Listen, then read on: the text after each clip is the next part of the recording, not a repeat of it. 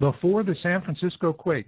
That was it. It was his drop-dead, smoking-gun harbinger, and he knew that that big quake was coming because he was monitoring that geyser, and it went nuts. Now, fast forward from 2004 to today, and we've got a lot more sophisticated information out there. But you got to know how to dig it, how to go into it, how to find it, and if you really got some chutzpah, you share it with the world. And tonight you're going to hear a man who does exactly that. And I'm welcoming Dutch Sense, YouTuber, to the show. Dutch, welcome to Planet X Forecast. Thank you. Planet X Special Report, excuse me. Not a problem. Thanks for having me on, and it's a true honor to get to talk to you on the air.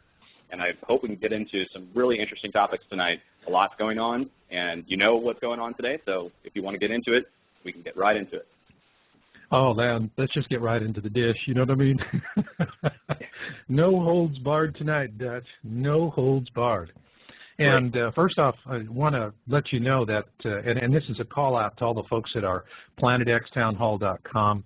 And we've got a large community out there, and it's just growing really fast. And the one thing I was really surprised was when, you know, the request to invite you on the show came from the town hall. And when I announced it, everybody's just really jazzed and excited. I had no idea so many people were following you and so appreciated your work. And once I started getting into it, I can see why. You lay it right out there. It's really clean, and you let people decide for themselves. Well, I'll tell you what, it's been a tremendous 6 months for me. I started making videos on YouTube approximately 6 months ago, maybe a little bit over. And it's ironic that you mentioned Birkeland and animals, because that's how I started. There was a tremendous die-off of animals around the world. Millions of fish washing up on one shore, shores lined with crabs over in the UK, birds falling out of the sky all over the country. And several of us started to take note of that. Being the animal lover I am, I really was concerned. And that's when I started to put out the videos. And that's how I started to pay attention to radar anomalies that I used to dismiss as just anomalies. And it just so happens that the main animal death story, the one where all these birds died down in BB, Arkansas, and fish washed up in a creek down there by the hundreds of thousands, it turns out there was a strange radar signature above the area the night before.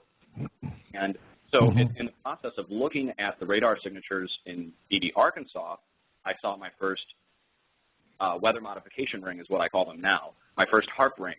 And so over the course of 6 months, I've had 12 million viewers and 30,000 subscribers. I've been on the news. I've traveled across the country. And I'll break this on your show, is that now the first 5 episodes are done on a TV show that's going to be airing on 3 major networks, international networks. I can't say which ones yet, but that's been finalized, and it's going to be at least 64 episodes. So that's going to be if all things go well.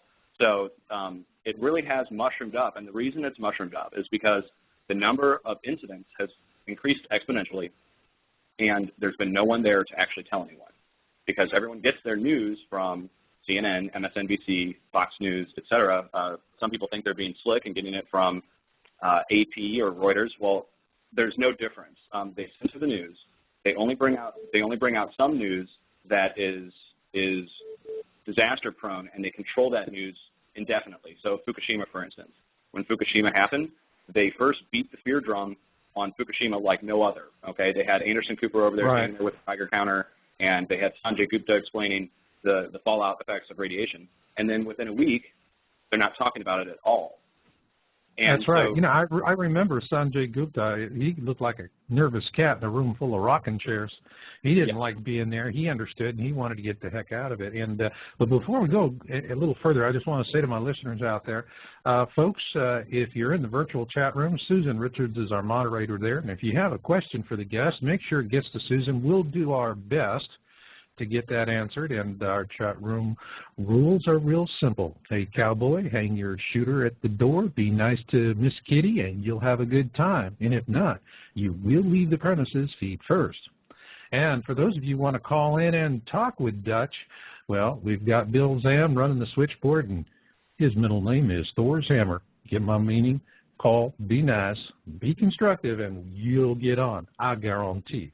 Now, with that, what I'd love to do right now, Dutch, right off the top, because this is the thing that just, when I looked at your work, I mean, this glued me, really glued me. And this is this venting that you detected northeast of Los Angeles. Now, for those of you listening, on the episode page for Blog Talk Radio, I created a playlist with the current videos that Dutch has done on this. And so you can follow up on those later on after this show and actually see how he presents the work. And it's really important. And so just because this is a real current event, so Dutch, take us from how did you find this venting and, what was the process you went through? Okay. This is just a recent story for those of you who are just tuning in. It just started on Saturday. And what happened, I was on radar looking at a weather modification ring outbreak that was occurring in the Midwest, and I noticed a signature pop up over Southern California only for one frame, and then it cuts off. They cut the frame, and it said missing panel on my radar display, and that intrigues me, of course. I have to go look. So I went to the actual NexRad site, which is a government site. You can go pull up the radar, look at a current image loop of the area. And when I did that, I saw that there was literally what I thought it was a wildfire at first. In the first video I put out, I said, uh-oh, looks like there's a wildfire in Southern California. And I went over to LA News. I checked all their sites, NBC, CBS, ABC, all the local news sites, and there was nothing about a fire up there. And so I decided to go on Google Earth and see what was there to see if there were any structures or, what could be burning. And when I put in the coordinates, it turned out it was a volcanic lava field, completely black still. It's still, rough rock with just intermingled, sparsely placed grasses. And I said, oh, my goodness, what is this?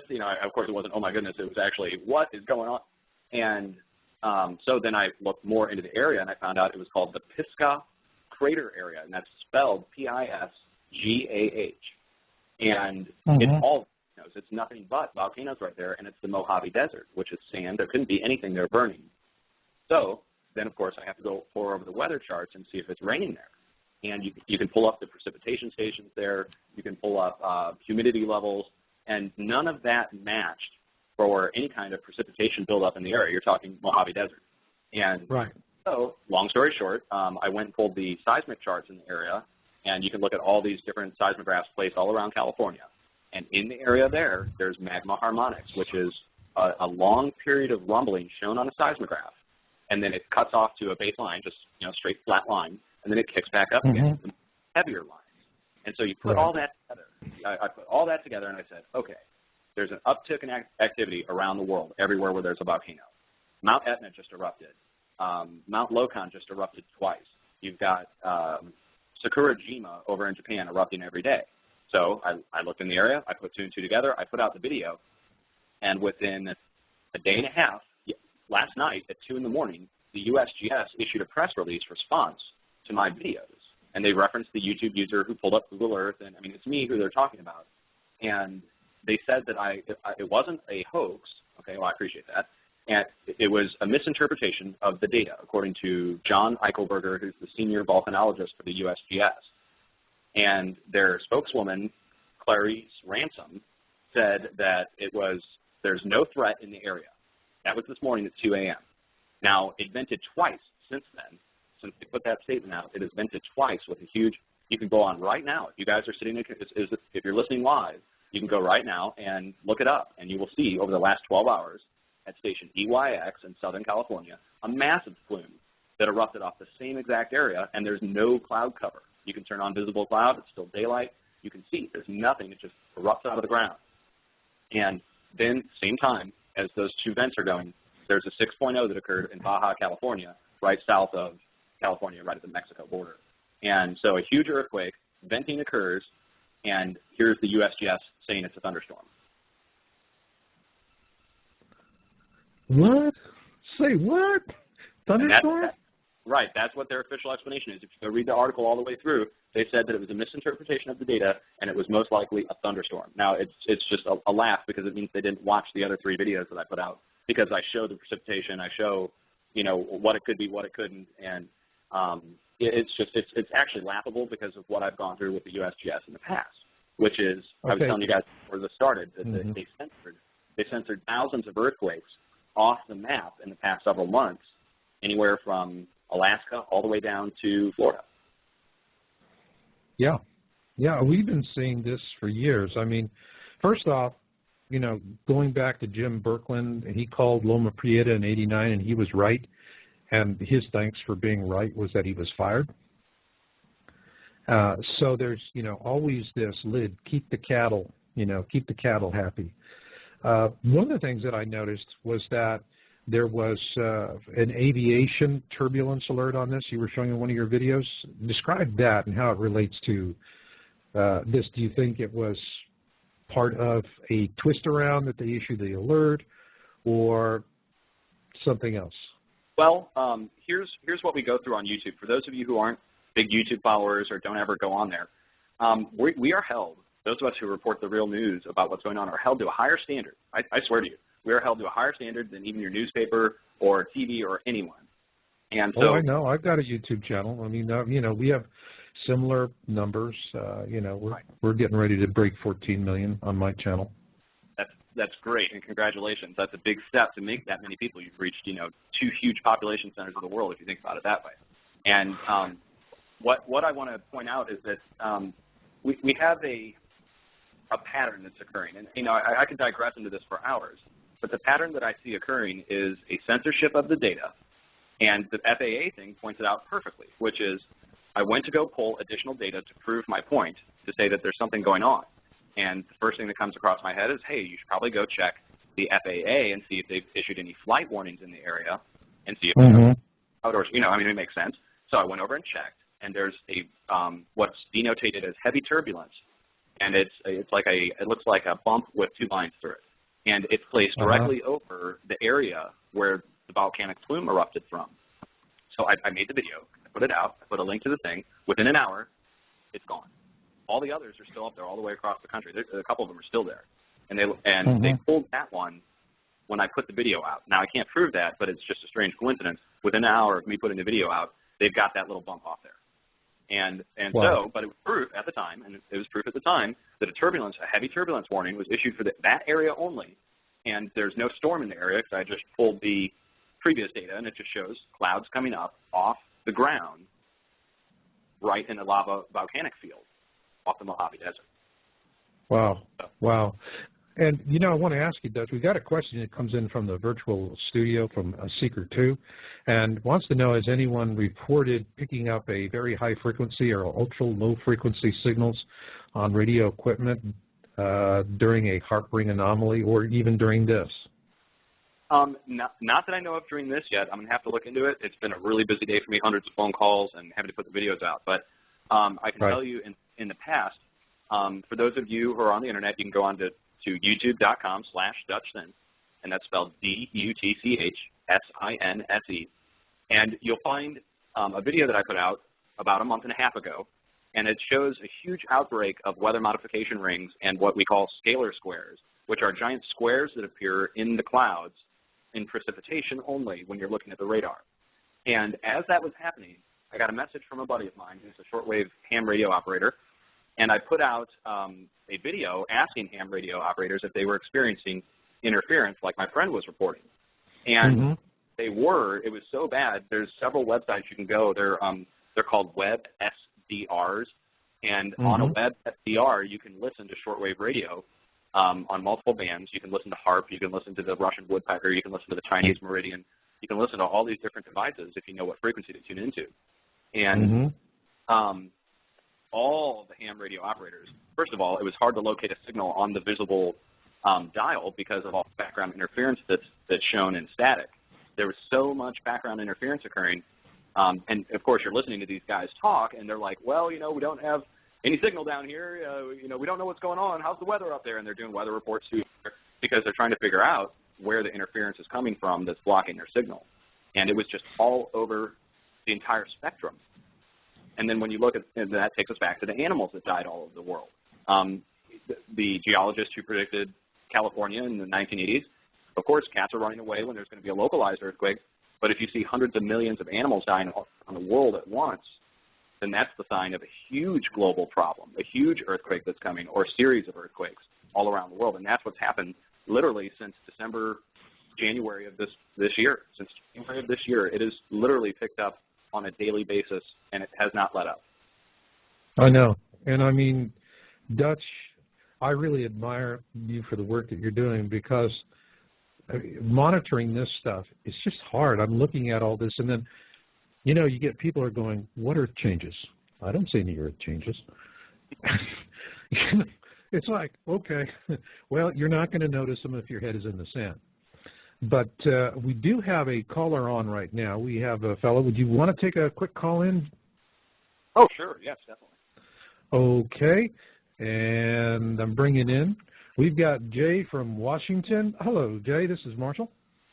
Hello. Hello. Have you got a question for Dutch? I do. I wanted to know more about Mount St. Helens, and I was watching his channel, and he had mentioned something about magma flow being the cause of all the uptake in activity there, and I'm wondering if you could explain that a little further. Yes, I definitely can. I've been looking at the Pacific Northwest for a little while now. Several months I've been putting videos out on it. I've been looking at it for several years. Been up there. I just drove up there about 4 weeks ago, and visited the entire area, went out to the Olympic Forest, and really got to see it up close and personal. I truly believe that Mount St. Helens and the other volcanoes in the area, if you go look at the charts, you see that they rumble. They're literally rumbling, and then they silent off completely. And when I mean rumbling, we're talking for 10, 11 hours. You'll see it completely kick up in a background magma flow harmonic, which is the best way you can describe it is that the chart shakes, or shows shaking, I should say, for several hours, and then it stops. And that's how you know there's something deep underground that's moving. And that's usually 9 times out of 10 or more magma itself, flowing underground lava that is trying to push its way up, usually towards the surface. Sometimes it's flowing laterally from one chamber to another. It's usually a sign that there's the vents deep down below are starting to crack, break, and fill with new magma, which is basically the sign of an eruption that's going to happen. But what's occurring around the world, that I'm seeing at least, according to this is in my opinion, is that I'm seeing earthquakes occur in the same zones where there's volcanic activity. Now, everybody knows that, but the earthquakes are occurring to relieve the pressure from the volcano. So I don't think you're going to see Mount St. Helens erupt. I think what we'll see first is a large earthquake in the area that would relieve the pressure before the magma reached the point where it would cause an eruption. And that's just an educated guess on my part. Mount St. Helens, specifically crater double B, I was looking at the chart last night. It showed just a tremendous amount of rumbling. June Lake also charts just, every day just showing activity. But you go back a year and it's blank. The charts show, no activity at all for a long period of time. And then now you're seeing daily activity, not just there. You're seeing it at Mount Baker. You're seeing it at the Three Sisters. You're seeing it all the way down into Oregon. And well, I was around during the eruption back in the 80s. And this kind of activity was on the news all the time. And I'm wondering how come the news media isn't picking up on all these strange events right now, because it is kind of concerning. It is. Well, guys, why they're doing it, let's just be honest, is that this information, there's different explanations for it. One very simple explanation is this is not the kind of information that's going to sell credit cards and tampons for advertisers. Okay? Now, that's one simple explanation. But the other one is where they really come in and with a very heavy hand. And it's the news departments, I was a CNN science field producer back in the 80s. And this was in the pre-Fonda days, and when Turner was running it. And I will tell you, at that time, CNN was a lean, mean, hard news machine. And it was a very exciting place to get involved with. And now it's just this entertainment news and it's fluff. It's really turned into bread and circus. But all of them are that way. Whether it's CNN or MSNBC or Fox, they're all opinionated, they're all polarized, and it's all pandering to base instincts so often. I get tired of watching just one unfortunately dead white female story after another. You know, so let me ask you, Jay, since you just strolled in, Okay. do you feel your government's being honest with you? No. No, I Do you don't. feel your media is being, the mainstream media is being honest with you? My personal take on it is the media is whitewashing all the events that happen only for their own propaganda to pass a bill where they ever start announcing certain things that happen. Like if there's a gun bill, then all of a sudden there's a whole bunch of articles on the news about shootings in places, you know. Right. And Right. that's So just for a example. And that can go on and on about every type of thing they want to hype up. They don't announce it until there's some benefit for themselves. that's right. Or until they're told to. Jay, thanks for coming on. That was a great question. And Hey, thank you very much. Look forward to having you calling again. Thank you much, sir. Hey, and Dutch, we heard, you know, I mean, it was just interesting to hear somebody out of the blue out there. But now I'm going to ask you those same two questions. Do you believe what the government tells you? No, I don't. I approach it with this, I don't know, philosophy, if you will, trust but verify. There's certain things you can trust the government on. Well, you can trust they'll send you a bill for taxes. You can trust you can trust that they'll always have some new defense spending program. Okay, but there's certain things I don't trust about them, and that's that they're going to give me the proper information in time that I need it to make a decision that will save myself. Because if you can save yourself, what do you need your government for? Okay, it's just that simple, and this is simple. It's a simple philosophy. Seriously, I mean, why do we need them if we can save ourselves? And then they need a use, they need a function, and to create a function, they could usually create a problem. And it's called, I mean, it goes back to 9/11 and conspiracy theory, which is the opening of all my videos is a busted Illuminati symbol. Okay, and my motto is adepto or perfectus, which in layman's tongue is get her done.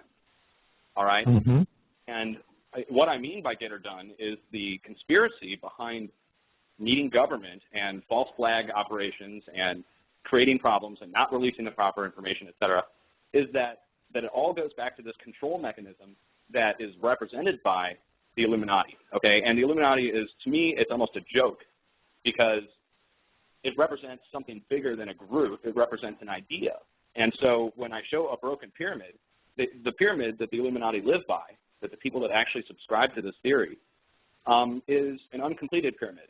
And the reason it is an uncompleted pyramid is they consider the world an unfinished work, and that they're putting the final touches on it, or God's putting the final touches on it, or some force is putting the final touches on it, and eventually it's going to be capped with a tip of gold. And so I show it busted, and I show it blown up, because I don't subscribe to that theory. I think that we can all manifest our own fate if we share information, if we know the facts. We can make decisions for ourselves that will actually be good. And so look at the mess our whole country's in. Look at the mess everybody's in with credit cards and home mortgages. And I mean, hey, I'm one of you guys. Okay, I lost my house out in Colorado. I lost everything.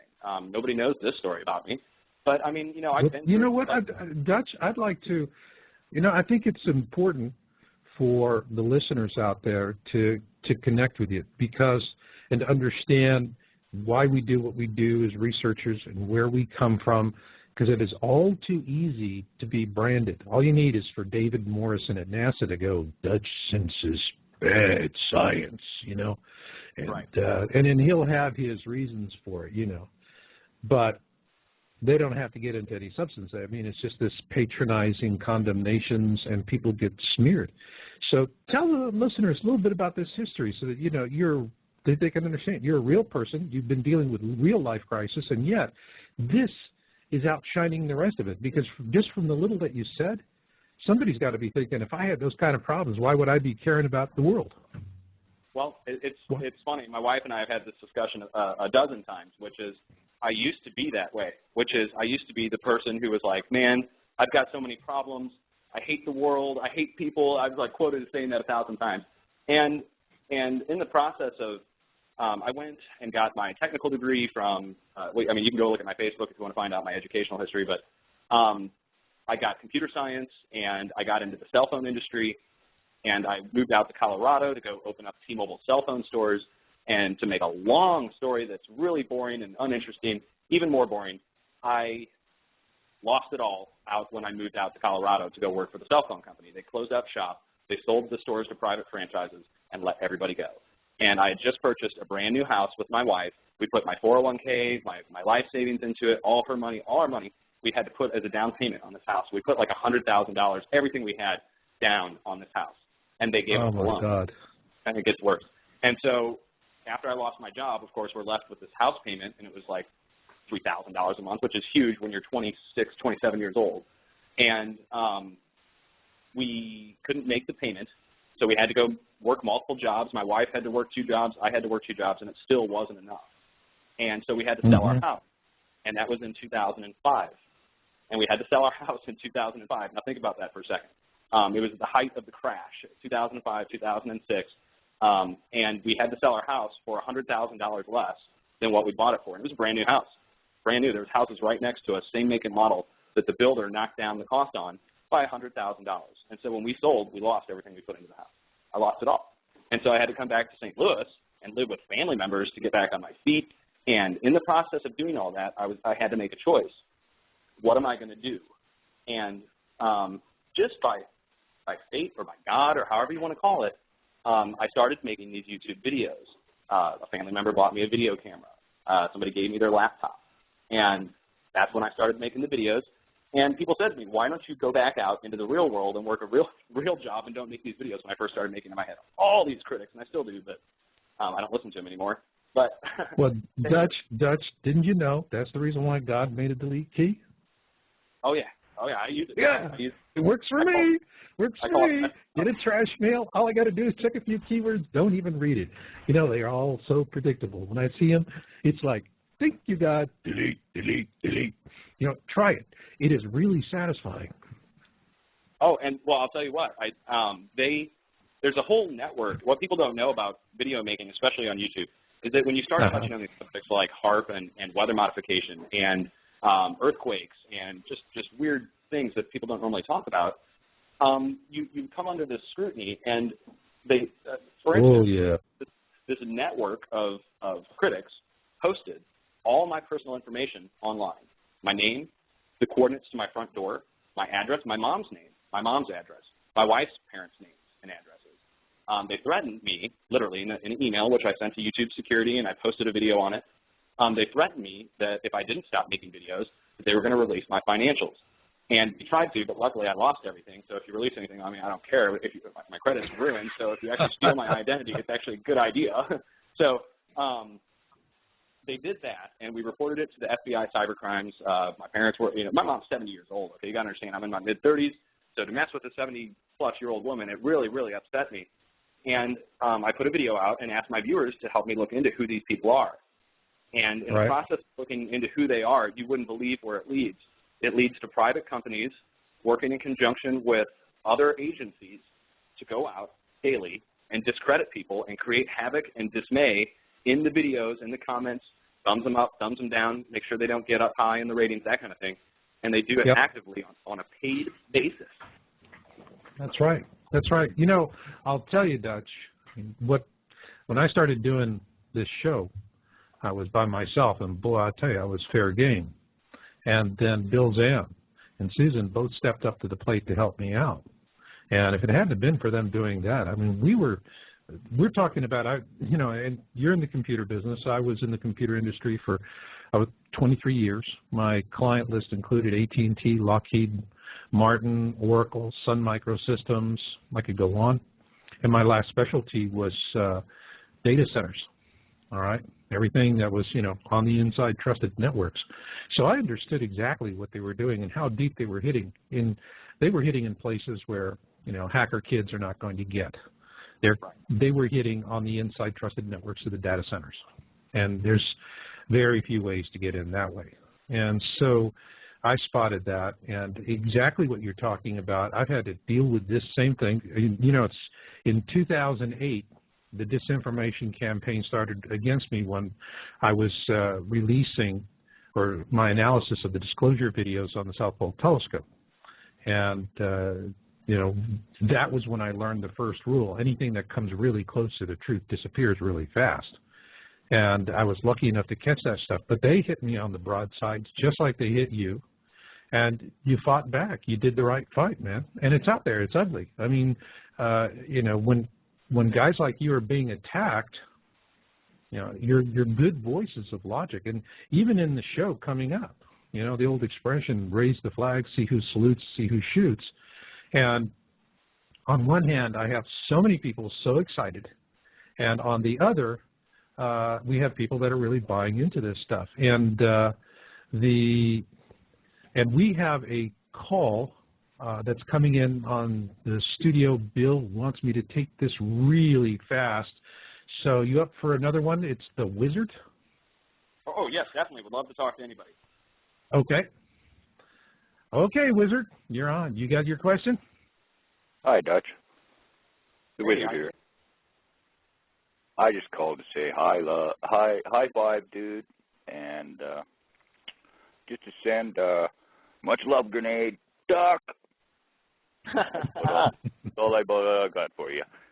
No, just this is great. You're unstoppable, and don't cower to nothing. So, hey, I appreciate it, and much love back at you, brother. we're right behind you. You know that. You're never alone. You disappear, and we'll never stop looking for you. I'm telling you. Oh, God, that's good to know. And I'll tell you what, if I ever disappear, I've got a plan, just so the powers that be know. I've got a plan in place. If I disappear, yeah, well, you know where I am. Yeah. So, oh, yeah. We got to talk again, brother. You bet. Don't worry about trying to get up here either, because, you know, it's a little different up here. Oh, yeah. Hey, I'll Okay. be tonight. Hey, just so everybody knows, we know each other. This is great to talk to you, and I will be back in touch. I promise. Okay. Okay, Wiz. Here, Thank you. yeah, cheers. And, you know, while you're talking to the Wiz, and Dutch, I just want to tell you a little something, because we have, how we came into this is somewhat similar. You know, you don't come to this because you're looking for it. You walk straight backwards into it. And my case, I was in an car accident back in 2000. And I couldn't work. I had 3 herniated discs in my neck, and I was eating pain meds like candy and just sitting on the couch watching television, ice packing, and at that time just trying to find contract work up in the Silicon Valley that I could do remotely. And, you know, this was after the bubble broke on .com, and so there was nothing much unless you could very much speaking, you know, the different language homes and take their money. But it was pretty gruesome, and I was just really didn't know what to do with myself. And so, and because you got to sit there and wait for the phone to ring, because when these recruiters call, if you're not there to pick up that phone, they just go on to the next name on the list, and that list is so long they never loop back. And so I started writing God's Child Covenant, Return of Nibiru, which talks about earth changes and all of that. And it kept me going. And that's really what started me on this publishing and doing everything that I'm doing right now, was 3 herniated discs in my neck and all of the financial havoc that comes from it. And just, you know, your life gets turned upside down and dropped on, you know, you get dropped on your head. And you're just amazing, because I know what that means, Dutch. And, you know, you just didn't let it turn you to the dark side. You found a mission, and really you're rocking on. I agree. So, I mean, I was at the dark side. Don't let people. I'm just like you are. Okay, I'm no different. I had my dark moment, and I call it my crisis of faith or my crisis of conscience. I really let myself down, honestly. I mean, I'll just be honest. I'm going to be held to account at some point when I die. So I've really messed up at points in my life, and I'm willing to live with that, because it led me to the point where I'm at now, which is a greater appreciation and understanding of several things on moral, spiritual, and even political somewhat levels that never stumbled across if I hadn't lost it all, if I hadn't gone through the ringer and made the wrong choices, or what turned out to be the right choices, because you can't make a wrong choice, because any wrong choice you make will eventually lead you to where you're supposed to be. But you've got to learn from your mistakes, otherwise you get stuck making wrong choices. And right. Dutch, do us a favor. Your voice is coming in and out a little bit. Susan was telling me from the chat room. Okay. Can you hold that microphone real close to your mouth so we get good audio on you? Yes, definitely. I apologize. I apologize. I had to walk in the other room. So it's touching on Nibiru. did you see the article that just came out on Fox News? No. Fox.com ran a front-page article debunking Nibiru, and it's the laughable article of the century. It's they invoke Zeta Reticuli and Zeta Talk and a bunch of other baloney, and they mix it in and call it a conspiracy theory and everything. And it was just maybe 2 or 3 days ago they put the story out. They even incorporated Elenin into it. So go check that out. It's a laughable piece. It's definitely a Fox News hit job. And I'm on board with the idea that there's an extra-planetary influence on what's causing our uptick in severe weather and earthquakes. It's not all weather modification, and it's not all just a series of earthquakes. It's being influenced, especially with the number of objects that are appearing, and they're going into the sun or passing Earth that are just unidentified, and they should have been identified. We're talking glowing comets passing by. Okay, it's not a space rock that you can't see. And they're not identifying these things because there's so many of them coming up, and they have to be coming from somewhere.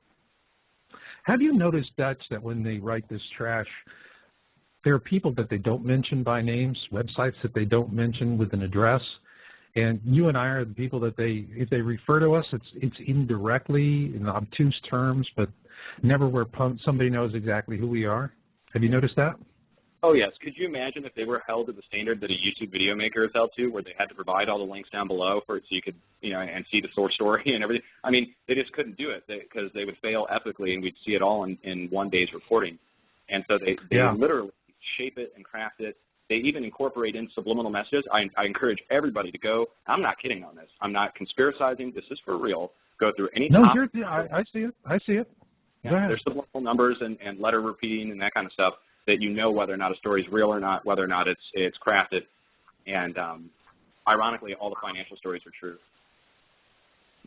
On like CNNmoney.com, and you go read those stories, especially the ones having to do with specific numbers, specific dollar amounts. Those stories are always right on. But then you go watch or go read a story having to do with the Norway shooting, and you get a bunch of blathering.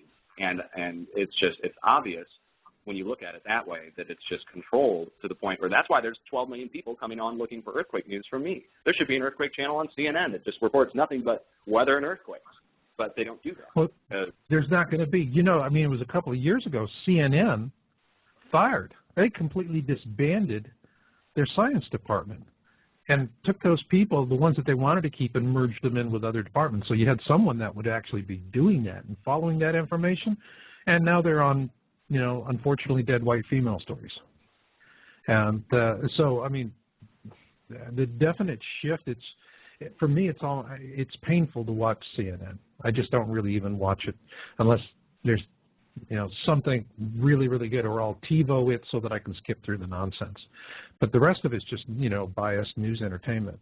And Fox is, I'm not surprised. One of the things that happened, Dr. Michio Kaku was on Fox, and this was back in 2008, and he went on, put his face in on there, and said, "Hey, we're scientists are wrong about the coming solar maximum, and we're off by a factor of 20." And that's pretty substantial. A factor of 20 is the difference between an X-class storm and a Y-class storm, and that's a difference you really don't want to know the hard way. And the result was, instead of the guy asking serious questions about it, he just blew it off and said, "Nah, it's this it's this millennium bug hype again, Y2K. You're nonsense," and totally trivialized one of the greatest scientific evangelists since Carl Sagan. I know when they roll out Michio Kaku that there's a disaster in process, and only when Michio Kaku comes out is when I know, okay, they're actually warning real scientists that there's a problem, and this is going above and beyond their regular news hype. You mentioned CNN and Fox and MSNBC and NBC. I've created acronyms. This is kind of funny, but CNN, completely negative news, okay? And Fox. I love it. Go ahead. Yeah, Fox is focused on xenophobia. CBS, complete BS. ABC, all bull crap. Yeah, we could just keep going on. But they all have their acronyms, and they all stand for what they really mean. And so I don't get my news from mainstream anymore. I do turn it on to laugh every once in a while or to see when they're going to report the news that I already reported or if they're going to report it. I don't even really bother to listen to the stuff like Norway and just those kind of events because they usually tend to be staged. I won't even go into that. We're not going to go into conspiracy here tonight. But so mainstream news should be taken for what it's worth, which is paid entertainment that you're actually most likely paying for because that's the only channels that offer it 24/7. That's right. That's right. I mean, any other TV station is just showing soap operas during the day. So, that's what it is, and that's why there's such a hunger and a thirst for it.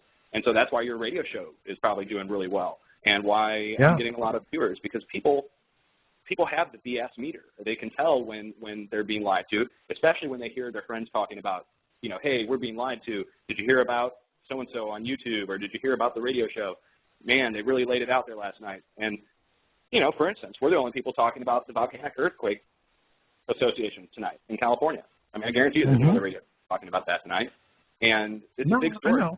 It's one of the biggest stories out there. It's a huge story. To me, look, one of the things when you came up with that, when I saw that venting, all right, and the first thing for some reason came to my mind was a couple of weeks ago, there was a city in India where all of the wells were rising and flooding the town. Yes. And it was just like, boom, blip, nobody does it. But we've got about 6 minutes left in this segment, and Susan in the chat room has thrown 3 questions at me, so let's try and nail these 3 real quick before we go to break. First one is from Patriot Woman. Does anyone know what the big bright thing is moving towards the sun? It has been on Soho for almost a week now, and it has developed a big shadow behind it. I don't know if you follow Soho. Yes, I do follow Soho. There's a debate. Okay, there's always a debate when there's a strange bright object that shows up. This one has been, I think, settled as Venus. However, don't dismiss it yet because that's always the official line that people settle with. Keep an eye on it. I say if it sticks around past longer than a week and a half, then you know it's not Venus because the transit time would be quicker, and you can compare it to past times where Venus has gone by. And I recommend doing that, is going back 6 months or a year, whatever the rotation of Venus would be in front of Soho, and look up last year's data at the same time and see if it's there. And if it is, then you know that it's Venus. And if it's not, then you know it's an outside object. Got it. Now, we have another one that came in from Confisher67, and this is a question that actually is on my mind, too. Has anyone been sent out or live close to the area in California where you reported the venting to get a physical visual on the volcanic activity? That's something people would love to see some video on. Yes. Although I don't know what would show after the fact. There's several people with eyewitness reports. However, I will only allow those to be posted in the comment field. I won't make videos or post those out. I won't settle for anything less than a video of it.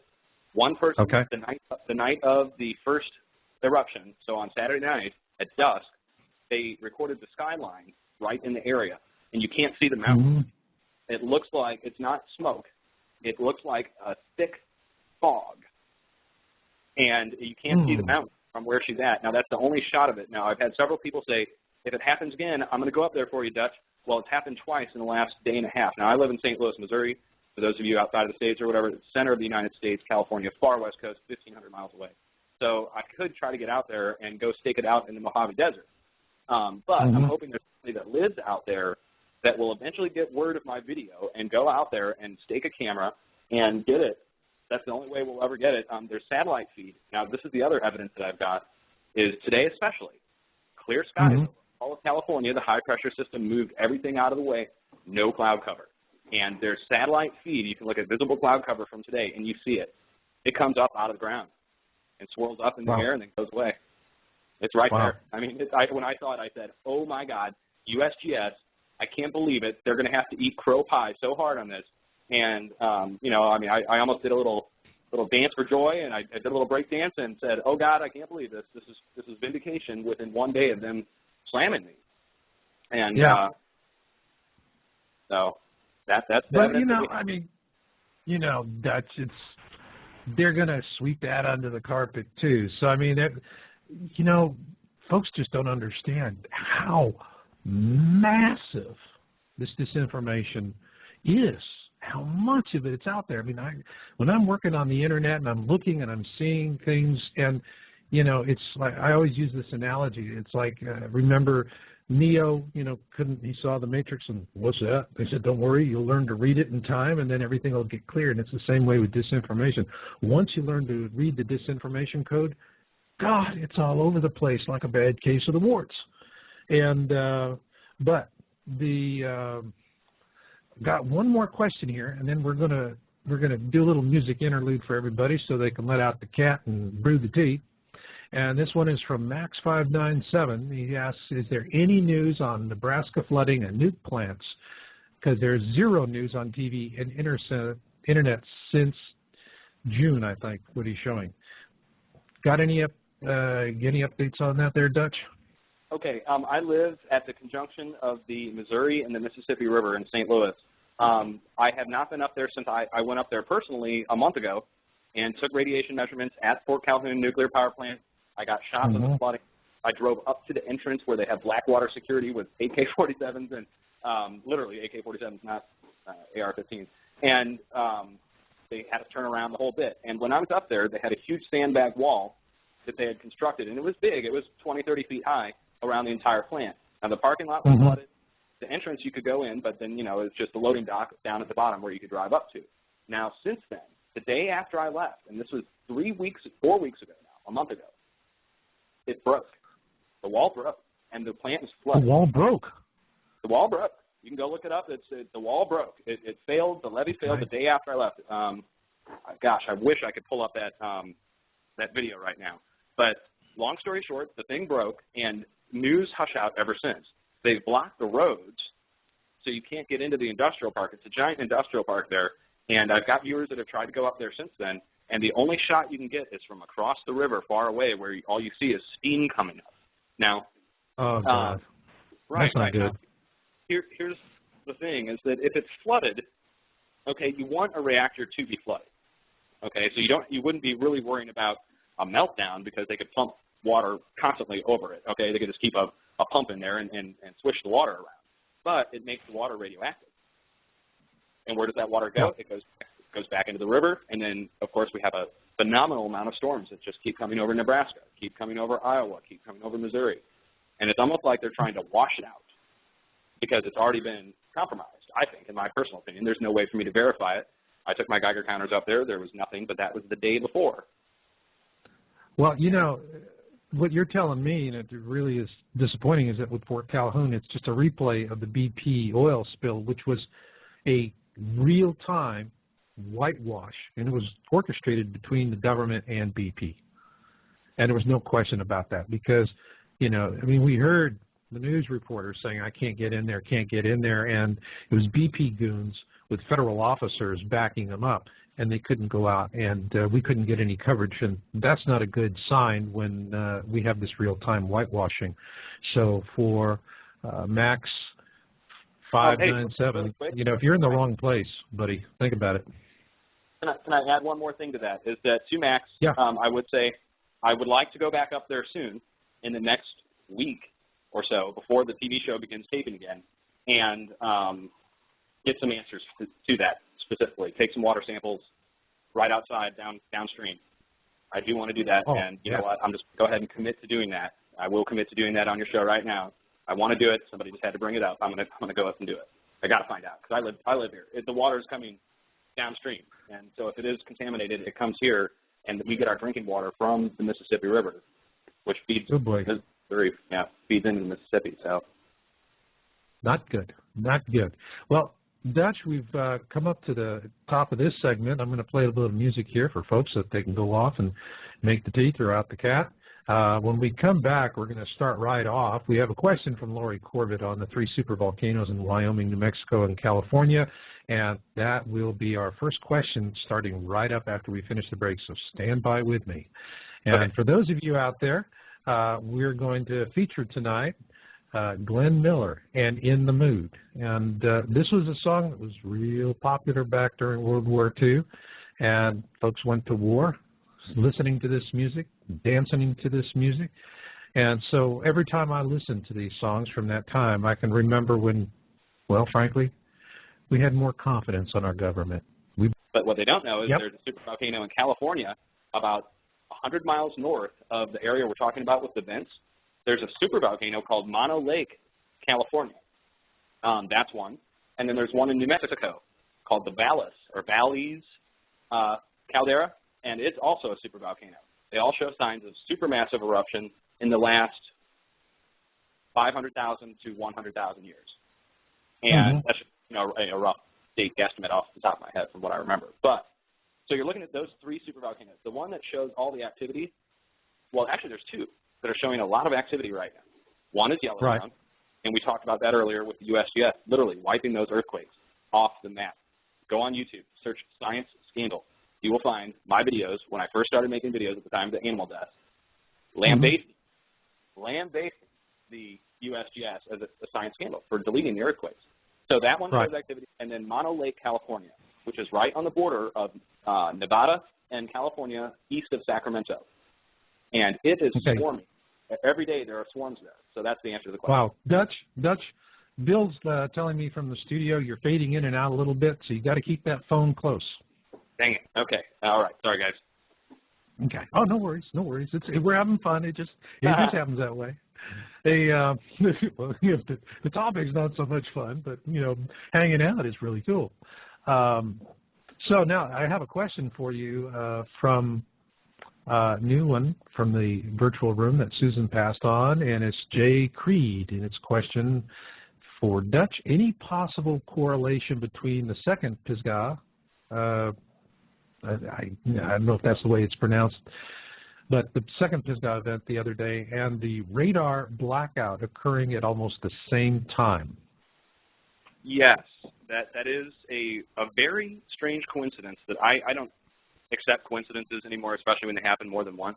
So when you see a data feed, cut or out of range where it would normally be in range, then you know somebody's messing with it or literally censoring the data. And as the first steam vent happened, the feeds on weather.gov were cut. It literally showed a black screen with a red X. And I had never seen that one before personally. That was cut, and the only places you could actually view it occurring were on the college weather websites. Now, what most people don't know is all the colleges, or several colleges around the country, have their own weather departments, their own access to the NextRad sites, their own past data. You can go look up all the radar from yesterday or the day before or last year. And those feeds don't go in to weather.gov. So if you're getting your main stuff from any one of these weather sites, so weather.com, the Weather Channel, AccuWeather, IntelliCast, they're all getting their master feeds fed to them through the Weather Service. And so you literally have to skip the middleman, go around the Weather Service, and go to the place where the Weather Service is getting a lot of their data for themselves, which is colleges. So that's how you do it. You go look up these radar feeds through the colleges, and you're able to see this. But that explains why they cut it on the main site, is because that's the site everybody goes to. So then the government is an aggregator. The actual source stuff is out there with colleges. They're posting what's really happening, but the government is using its aggregation feed to throttle misinformation. And then then what they do is they simply reinvent the circumstances so that they can, turn around and accuse you of, what was it the guy said, that your analysis was wrong or something? Correct. Misinterpretation. Yeah. Misinterpretation. Right. And pardon, could you come again? Oh, I said, and then a 6.0 hits the same day that they say I misinterpreted the data. Then the 5.9 just hit Southern California, and in the same general area, a few, not right in the same area, but right there. And and I just, that's just vindication for me, because here's a professional volcanologist saying, oh, there's no threat in the area, and then boom. Yeah, and it goes on, and I mean, it's like, and I wish you the best of luck with your TV show. I really do, and I would love to see you get out there. I sure want to watch it. And but I can remember a couple of years ago, Penn and Teller came to me, and they wanted to interview me, and I just said, excuse me, I haven't taken a stupid pill today. That's like, no way am I going to be on with Penn and Teller. But so I referred him off to Dr. Rand, who wrote Another Planet X book, and they sent out a full production, a 4-man team, and they spent a day and a half with him and did some on-location stuff. It was just really brilliant. It was intense. They did a lot of work. They produced everything, sent it back to the network, and the network not only shut down the project, that they terminated the production company, and the people who actually videoed Rand were let go. Wow. I mean, that is pretty gnarly. That's the kind of power that happens out there. So, you know, it goes on. Got a question for you from the chat room. Do you see anything coming for Baja California? Okay, well, that's where the 6.0 or 5.9 now, they revised it down. That's where the 6.0 just happened. It happened in the Strait of California, which is a body of water that basically the body of water extends from Tijuana, Mexico, south, okay? And it occurred right in the channel there. And for Baja California, well, what it means is that there's a split. And the swarms that are occurring there, specifically several thousand earthquakes in the past few months, it's a split that, to me, is definitely showing signs of further activity, which, well, I mean, there's no easy way to say this. It means that there's a split going up towards Los Angeles, okay? And people would, you know, interpret that whichever way they want, which means, do I think that California is going to fall into the ocean? No. Is there a possibility that a fissure could open and more water could go up north through Mexico? Yes. But with the volcanic activity that's occurring and the plate, literally the plate tectonics that are occurring right now are so vast that you're looking at 6.0s every day, 7.0s every 2 to 3 days. You're looking at a time that Southern California, Baja California in particular, could receive, and I will stand by this, could receive up to an 8 or greater in the next 1 to 2 months tops. And I'd say... Could you repeat that? Could you repeat that? Because you were fading a little bit. It was a little bit of chop on your cell phone, and that was an important... Okay. Repeat that prediction.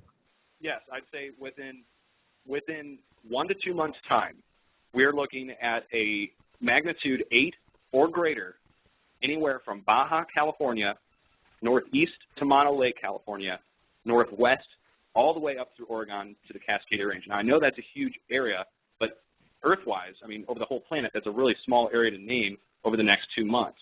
And if it happens anywhere north of, well, let's say San Francisco, it'll happen in the ocean. It'll happen in the ocean, which means a tsunami threat. And I really, truly believe that it's coming. There's no way it can't. And the reason I say that is if you look around the entire ring of fire, every other area... It's on fire. Right. And there's no way around it. The ring of fire is on fire. And, you know, and the other one, and it was, I think, one of your other videos that you spotted with what's happening with the subsea seismicity off the coast of Puerto Rico. Yes. Yes, the fracturing. And it's fracturing. That is really worrisome for me. I've got folks that I love dearly that live in Houston. And if that were to be another tsunami, I mean, on par with, you know, 2004, Sumatra superquake and tsunami, that could funnel a lot of bad death water right into the Gulf. I mean, hit Florida, the southern eastern states. It would be bad news all the way around. 1 month ago, at the time of the NLE 2011, which was national level exercise for a simulation of a New Madrid earthquake, they spent, I think it was $50 million FEMA spent to hold the Caribbean X, and it's called the Caribe, K-R-I-B-E /EX. So for those of you who are listening, you can look that up. And it was a full simulation of a catastrophic event in Puerto Rico that caused a tsunami throughout the Caribbean and right up to Florida. And that was the mock exercise. And they also held one over in the Pacific, and it was called the Pacific X, PA without the C on the end, so it's the Pacific X. And same thing, only the tsunami was coming from out near the Cascadia Range, out, you know, basically Pacific Northwest. And so they held those two exercises jointly at the same time, the U.S. military, FEMA, the whole bit. And it's a sign that the government is preparing. The government is taking steps to prepare themselves and their forces and the military and the police for a, literally, it seems like they're preparing for a global event. Not just one. They're preparing it at the New Madrid. They're preparing at the Pacific Northwest. They're preparing on the East Coast. And they're preparing around the world, which means you know, the seed bank and the vault and all that stuff that they've built. So it doesn't take a rocket scientist to see the pattern that these people value their money, they value their wealth. They're not going to waste it needlessly on building bases and seed vaults and that kind of stuff if they didn't have some kind of idea that there was going to be a global problem, not just a localized California problem. So that's where we are. And so when we talk about the TV show that I'm doing, it's, you know, just not without giving anything away, it's going to be focusing on kind of the things that I'm already covering, which are earthquakes, storm patterns, that sort of thing. And that's those topics are going to become so prevalent in the media that the problem that your friend ran into back when they pulled a show for talking about Planet X, or Penn and Teller, I'm sorry, will not happen this time, because they know it's going to be at such a crescendo, such a culmination of events, that it's going to actually be on TV.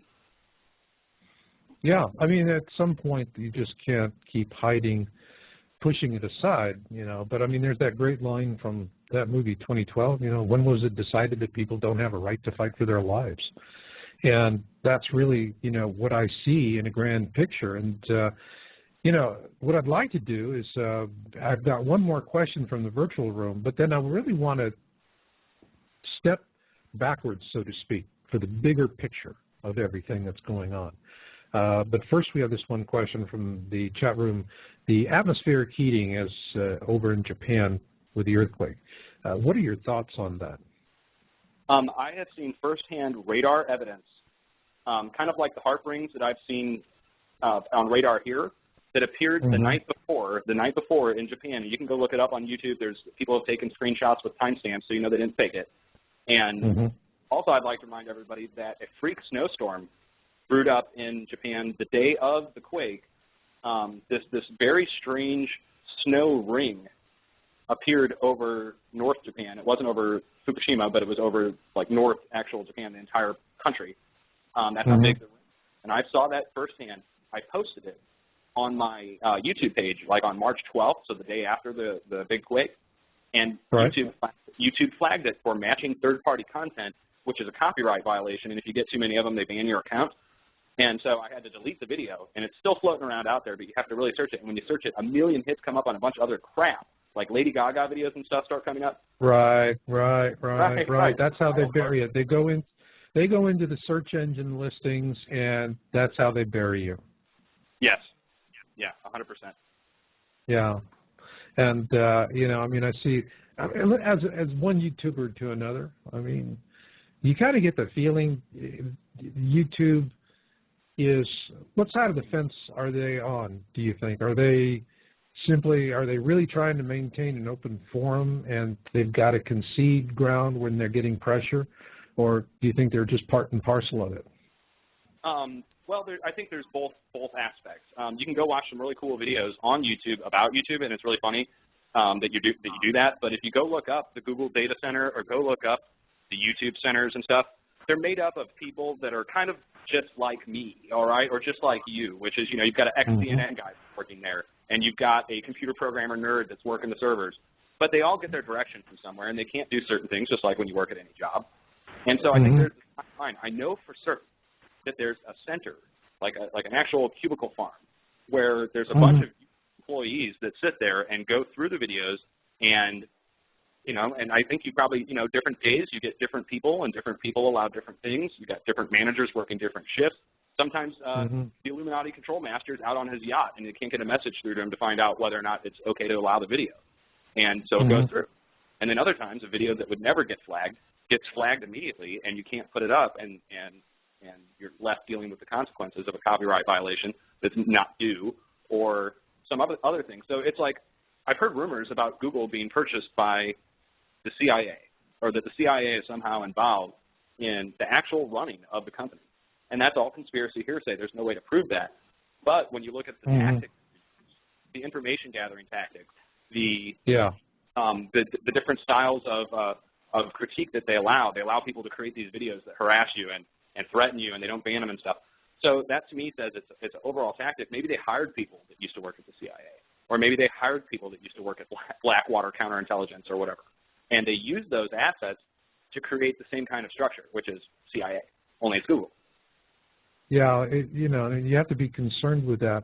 What I would say to, any YouTubers, a couple of things that I found back in 2008 when I was really getting attacked for releasing the disclosure videos of Planet X that came out of the South Pole Telescope, was that you can use the DCMA complaint process, and actually I was surprised it works pretty well. I was able to stem the tide of the attacks. But one thing that I'm very leery of with YouTube and wouldn't participate in, you see a lot of folks that are doing the paid advertising and with the AdSense revenue. And I have no problem with that. Everybody's got to pay rent. I mean, the only folks that say, gee, if you were really God-fearing whatever, you would do it all for free. And then you say, fine, how about a contribution? And they disappear like a fart in the breeze. But, but if you do the advertising, their AdSense program, and I went round and round about them. They really wanted me to do AdSense, but when I looked at the contract that's involved with enabling that, it makes you extremely vulnerable. If someone's saying that you're stealing their material, you have a process where you can stand and defend yourself. But on the other hand, with the AdSense, the advertising programs, no. You don't even get a fraction of those protections. And so all they need is somebody who just says they stole our material, and boom, they hose your video and can even take your channel. So until YouTube really, extends the same level of protections on advertising, I wouldn't touch it with a 10-foot pole. Well, you know what? I went through this I've got 715 some odd videos, and made in months, by the way. That's a lot of video making. And yeah, they offered me to enable revenue sharing, okay? And it's a little button, for those of you who don't know what we're talking about. It's you're offered the opportunity to turn on advertisements on your YouTube channel, and you get paid a fraction of 0.1% per video that's watched or whatever. I don't even know how they calculate it, but and then they give that to you in an account, and once it builds up to $100 in their account, you can cash it out, all right? And so you get paid on your videos. And so they offered me the option to do it. I'm like, oh, this is great. Let me try. So I applied for the AdSense membership, and they turned me down. They sent me a message saying I had to insert some code on my DutchSense.com website. And I saved the email, and I was like, okay, well, I guess I'll do it. It's just a code saying I won't disclose Google and a bunch of other stuff. And so I put it on my website, and I refilled out the form, and they rejected it again, but didn't give me an answer as to why this time. So I did it one more time, thinking maybe I filled out the form wrong, and they sent me a thing saying you've applied too many times for AdSense. You have to wait X amount of months before reapplying. All right, and so in the meantime, everybody's saying Dutch, you should charge for some kind of T-shirt or sell something to try and make money on your videos, since you can't do that. And I don't do that. I don't sell anything. I don't have anything for sale. If I did, I might try it, but it's just a cost. It takes money to make money, that kind of thing. And so I put a donation button up on my page, and I've relied solely on the generosity of people who like my stuff to make donations, and it's usually like $10 or $15, that kind of stuff. But it adds up, and it's kind of paid the internet bill and helps to offset the rent a little bit, but it's not as much as people think. Especially, even with 10, 15 million viewers, it's like 1/10 of a half of a fraction of a percent that actually donate. I really stand by that. With my other site, Yowza.com, YOWUSA.com, before I really got into doing AdSense and more traditional revenue, just to help support myself to do the work. And, everybody thinks we're some big, great organization. No, it's me, myself, incorporated with a bunch of really great people helping out, like Bill and Susan on the show, and in the town hall, my moderators, and these wonderful people, and they're all like you. They're doing it for love. They're doing it for the species. And they're just out there contributing. And so what I want to say to all of you listeners out there tonight, Dutch, give me address that for your website again.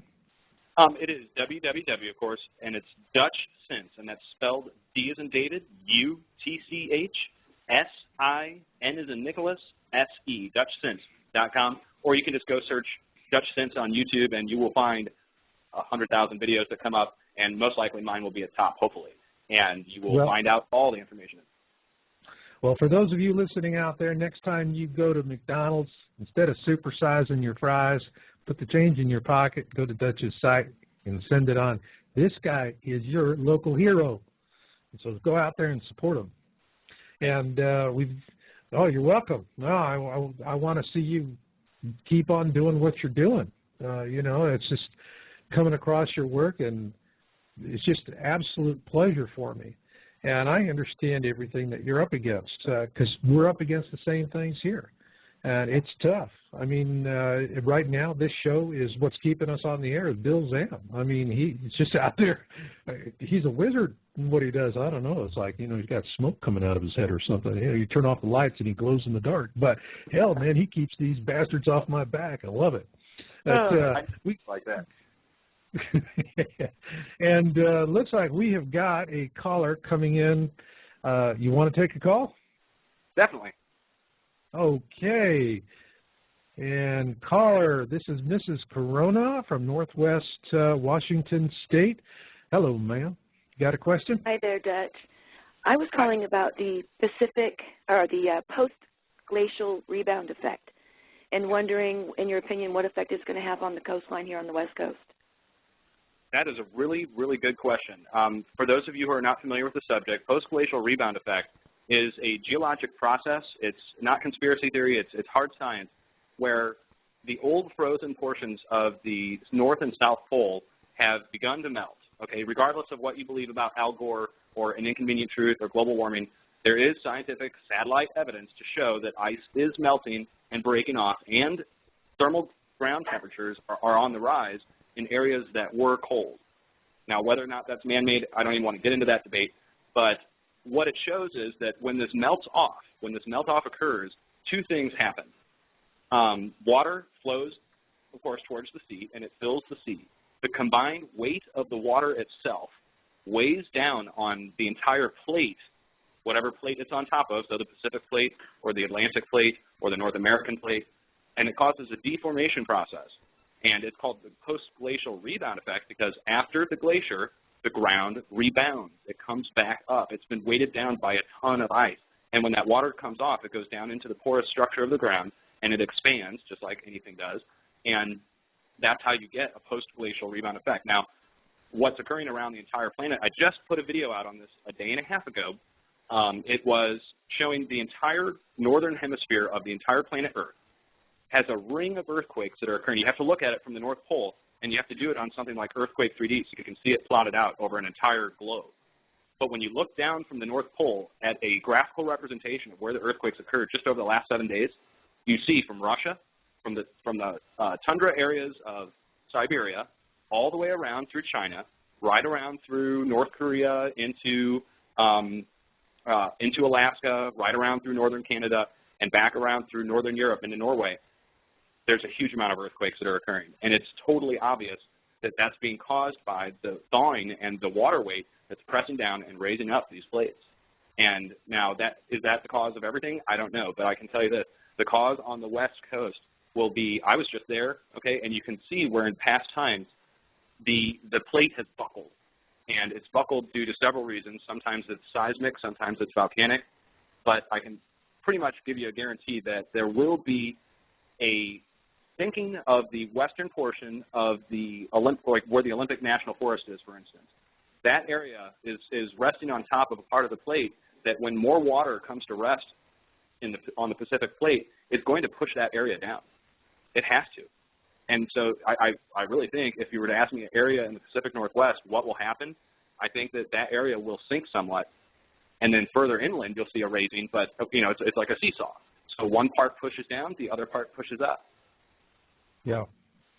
Yeah. But, you know, one of the things that really worries me with the trending, particularly with what's happening with losing the ice on the North Pole, how this translates down is to, you know, the permafrost is in Alaska. They're finding problems. All that pipeline, it's built on permafrost. That gets soft. But, I mean, the other part of it is this permafrost melts. We're talking about methane releases that are going to put us into hyper global warming. And that is a real concern for me. And I mean, what are you following in terms of potential methane releases? We've got, you know, we have the subsea. It could rise up from warming oceans, but also in Siberia. So let me know what you think on that one. Well, I saw an interesting program of at least 2 years ago on basically east of Florida, south of the Carolinas. There's a huge methane deposit that is kicking off just massive amounts of bubbling methane. And it comes up at such a frequency that some experts say that that's what causes the Bermuda Triangle, is that these huge pockets of methane come up, bubbles come up through the ocean, the ship literally sinks in the bubbles because there's so many, and then of course it goes up into the air, an airplane flies through it, the airplane of course sucks it into the combustion engine, boom, you have a huge explosion, and the plane is gone and nobody ever finds anything. The methane is a real problem. There's been a series of earthquakes up in southern Canada, up near Ontario and the Maine border, okay? So right in that area, right by the Great Lakes. And that's at the edge of the North American plate called the craton. The craton is the old unsubducted plate that has never been pulled under in any kind of geologic process. It's always been on top. And right there's been a series of earthquakes. And a viewer sent me the video. It's still on my site. And it's bubbling coming up from the ground. And it's not, moisture going down into the ground causing bubbles to come up. He said it smelled like sulfur. And of course I told him, oh God, you're in an earthquake area, you need to be safe and get out of there because the gas could be poisonous. And what it was a sign of to me is that the area along the edge of the plate where the Great Lakes meet, up to the northeast, is under a amount of stress that's pushing methane up out of the ground. And that's why we're seeing bubbling and earthquakes occurring up there at a higher frequency. There's just a 3.3 or 3.4 in Ontario. Hello? No, sorry, I was just dealing with Bill on the board there. Well, okay. We've got about 20 minutes left in the show. Wow. Let's do this. Time has been flying here. This is amazing.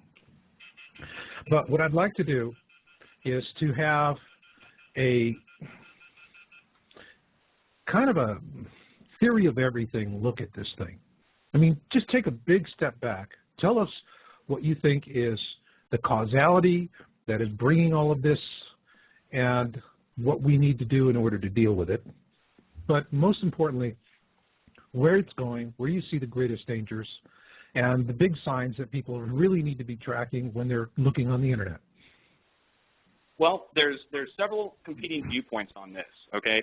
And each is equal worth considering as to the cause, and I haven't made up my mind yet. I know that's just a cop-out answer, but there's, of course, what I subscribe to, and I don't expect anybody to do this. I'm not going to force this on you or anything, but I subscribe to a spiritual worldview. And in the spiritual worldview, you believe there's reasons and causes for certain things that happen in the world. And I think that we're at a time in history where it literally is obvious to anybody who can see that we're at a crossroads for the planet. Whether or not you believe in God, whether or not you believe in Jesus or Hindu or whatever, all these problems are ramping up to a crescendo. They're coming up to a point where we're going to have to acknowledge them at some point and try to figure out what's causing them. And that gets back to spirituality or being a realist and an atheist or whatever. You got to start to look for answers as to what's causing it. Now, could it be an extrasolar planet that's coming in, Nibiru, Planet X? Yes, it could totally be that. It could also be a natural uptick that coincides with the coming in of a planet that doesn't have any effect on us. What if Nibiru flies by? There's no big earthquake, but then a couple months from now we get a big one. There's a lot of different causes for the problems that we're having, and the uptick. If I could name what is causing this uptick, I'd be more famous than I could ever possibly even imagine. It would be, if you came up with this answer, it would be the answer of all answers, which is why is it happening? I can tell you guys this: I believe in God, and I believe that certain things are caused beyond man's control. So could a planet be brought in? Yes, it could be brought in. It could be brought in by just natural forces, or it could be brought in by a higher power. It just so happens that it all coincides with certain other things that have happened and that are happening: a one world order, a one world government. Hello? Hello? Yeah, I'm sorry about that. While you've been talking, we've been having some problems and interference with the show, and so I had to bring Bill back in. And but please keep on going. We're getting some disinfo puke hacking. They just want to let us know that they can do it, and that's the way it is. And this is kind of the most profound part of the show, because it's where you're going to find out. I believe that we are going through a series of events that are unparalleled in world history until now. So we've got certain things that are happening that just when they all happen together, they cease to be coincidences. Coincidences cease to be coincidences when they happen all the time. And that's what I see happening, are a series of strange coincidences that cannot be dismissed anymore. So an uptick in earthquake activity, an uptick in solar activity, strange reports of strange things happening in the sky, weird planetary activity, millions, if not billions, of animals dying all at once. And this is all since New Year's. An unknown number of tornadoes, thousands of people dead across the United States in one 6-month period. And the financial unrest. I mean, the list goes on. And when you add that all together, it almost seems like it's not the end of the world. I mean, if you guys go read the Bible or go read any book of knowledge, it says, world without end. There is not going to be an end of the world. There might be a third of the population dies this way, a third of the population dies that way, but the world itself is not going to end according to my spiritual belief. And that's where we start going over the line. You'll never catch me putting a video out on this subject because my viewers span the entire spectrum. I've got Satanist viewers. I've got atheist viewers. I've got Christian viewers. I've got everybody in between. Republicans? I'm sorry? Just had to do that. You got Republicans too? Oh, yeah. I've got Republicans. We got them all. You know, here's my thing, guys. I voted for George Bush twice. Huh? Yeah. Oh, yeah. All right. That was before I found out about the Bohemian Grove, of course. I found out my unplugging experience was in 2004. When I found out, I watched Alex Jones's famous video, Dark Secrets Inside the Bohemian Grove. Up until that point, I was Joe plugged in. I was your average skeptic. I was your worst skeptic. I was the idiot that came onto your video and gave you a hard time without being a paid government agent. I was just a jerk. And so I learned a lot of different things in a short amount of time. And the one that set me down the rabbit hole was finding out that my Republican leaders, the Christians that I supposedly voted for, go out in the woods a year and engage in a sacrifice ritual. Whether it's a human body or not, I don't care. It looks like one. And they take it and burn it before a stone idol, and they put all their cares and worries on it for all the bad stuff they did for the past year onto that body or whatever it is. And then they burn it and go into some weird pagan ritual while they do it, while they wear robes that look like multicolored Ku Klux Klan robes, and they just do it, and they admit it. They admit to doing it. They unabashedly say, yes, we go up there in the woods every year. It's a tradition and all this other stuff. And when you find that out, it rocks the core of what you believe. I believe they were good Christians. Instead, they're out in the woods sacrificing bodies. How much more diametrically opposed can the two sides be to each other? And when I found that out is when everything changed in my life. And since then, it's been, well, now I'm talking on the radio to you about these things. Yeah, yeah. But, you know, I mean, the question, though, is, are the Democrats any better? Well, you know what? Here's funny. The Democrats. I'm neither one or the other. Yeah, no, neither am I. Here's my mom's big-time Democrat, and we get in these debates all the time, which is they go to their own little thing. Okay, there's a woman one, too. There's a woman's thing called the Belizean Grove. It's in Belize, and Sotomayor, the judge or whatever, she was a member of it. And so there's these different sects. The thing in Norway, guys, I mean, I don't even want to go down this road, but the thing in Norway, all the kids were out in the woods in July doing, what were they doing? Well, go look into it. You won't believe it. It's their version of the Bohemian Grove. I'm not kidding. Go look it up. So, you know, when you look at all that together, that's the master thing that's pushing me now is a quest for truth. I've got to find out. I'm from Missouri, and we have mottos for each state here in the United States. And our motto is show me. And I was raised here, and we live by it. We really do. We're like, show me. You know, we won't believe it until we see it kind of thing, doubting Thomas the whole bit. And that's what we are, and that's what's led me on this quest. So I won't believe it unless I see it. If I see it, I'll tell you, and I'll show you where I found it. And that's my philosophy. I agree. Well, that's it. I mean, and I see a good positive trend. I mean, I really feel like, as one researcher to another, I can remember back around 2005, and between the period about 2005 to 2008, I secretly was, you know, I've always been trying to keep an upbeat message, but there were times when I really wondered if all the bad I was seeing was really going to win. And it wasn't until I really hit it, you know, face to face, that I realized that we are we're going to win, but it's ours to lose as well. And all of the gerrymandering is elites positioning themselves in advance. Like, for example, you look at Svalbard, the seed vault, and you can really backtrack the trail, just like you backtrack. And you go back to years ago, the Anita Hill trial, hearings on the Hill. And you look then what happened with Clarence Thomas. He got through that. He basically becomes not much of a notable justice. But right. One thing he does is he was a former lawyer for Monsanto. And as a former lawyer for Monsanto, and then goes into the Supreme Court and writes a 5-4 decision, and I don't think that they should allow 5-4 decisions. I think Supreme Court decisions should be 6-3, not 5-4. I mean, we always get shafted on 5-4s. And it's just something where he wrote this decision, and it was a windfall for Monsanto and everybody else. It was all about the patent office had received an application for patenting life, and they said, we've never done it since the birth of the country, and we're not about to do it now. Clarence Thomas, all right, changed all that. And the first thing that happened was Monsanto et al. Ran out to the, and the government has public archive seed vaults.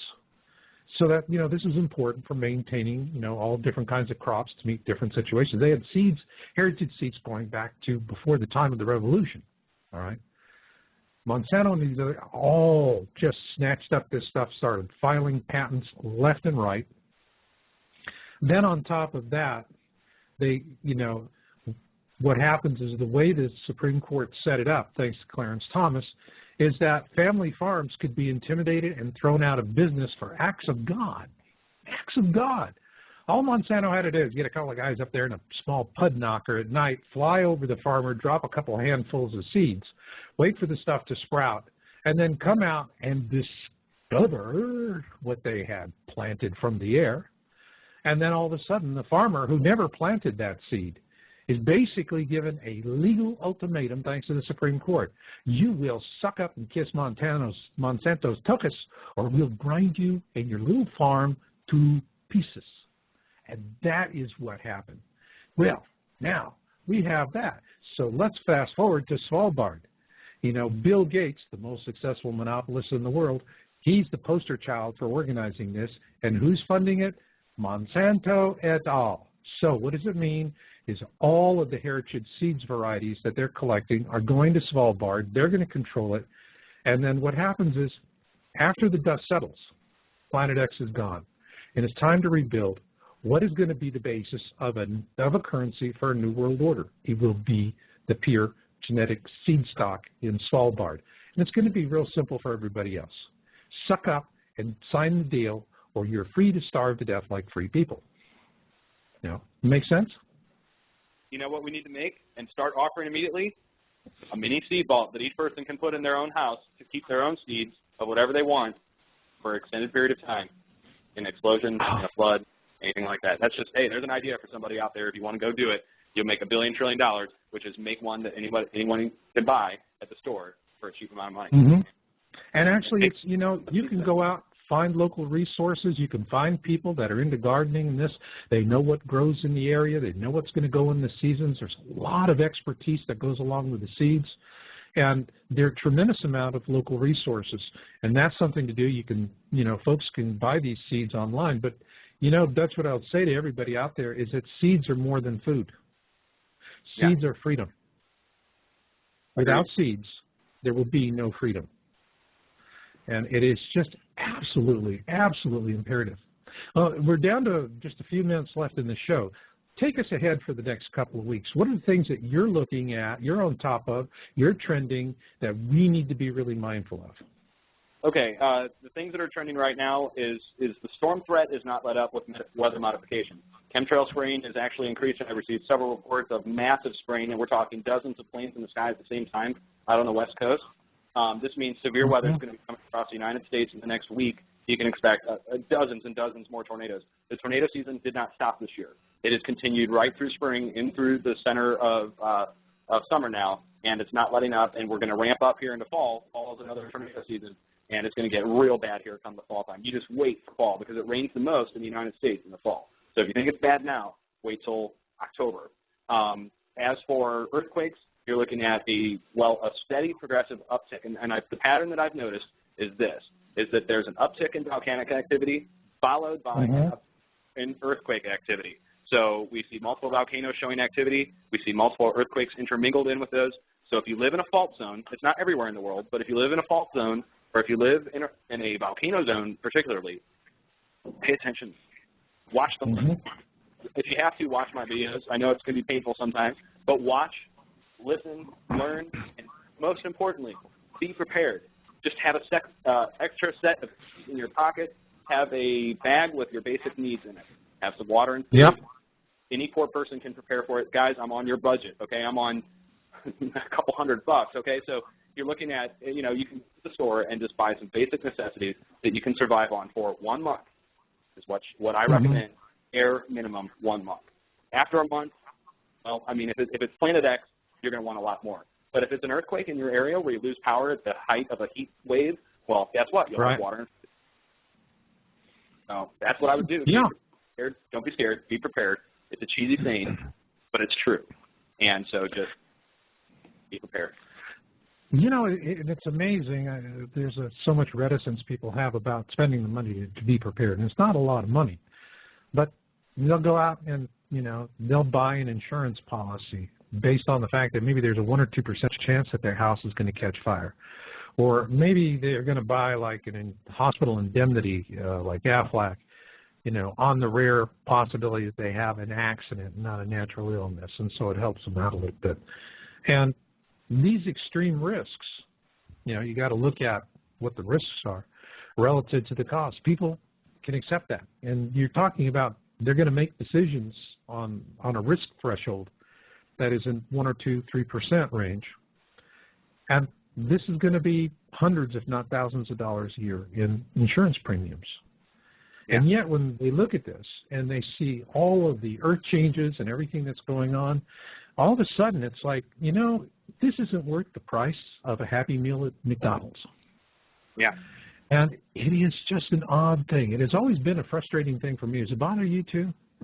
Oh, it bothers me tremendously. And when you look at, for instance, the scaling back that I've done in my life, if you're like me and you're on a limited budget, I cut my cable package back to bare minimum so I could just get the news, cut anything else out. I reduced my internet connection down to the bare minimum that I could use to upload videos. And, that alone giving me like $100 and something a month. Add that up over the course of a year, that's $1,200 I can put towards the stuff that I really need. And, a bunker, for instance, I'm splitting a bunker, an underground survival pod, with 5 of my friends. We're each throwing down $1,600.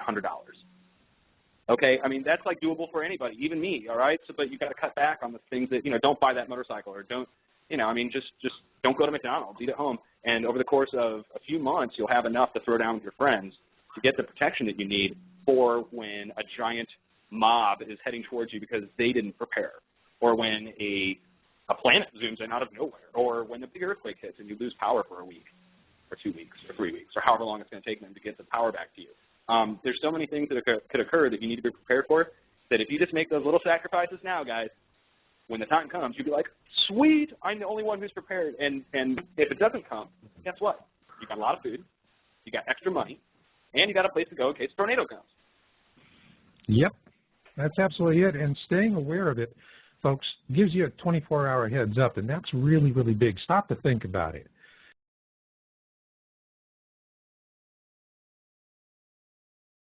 Before the San Francisco quake, that was it. It was his drop-dead, smoke-and-gun harbinger, and he knew that that big quake was coming because he was monitoring that geyser, and it went nuts. Now, fast forward from 2004 to today. And we've got a lot more sophisticated information out there. But you got to know how to dig it, how to go into it, how to find it. And if you really got some chutzpah, you share it with the world. And tonight you're going to hear a man who does exactly that. And I'm welcoming Dutch, since YouTuber, to the show. Dutch, welcome to Planet X Forecast. Thank you. Planet X Special Report, excuse me. Not a problem.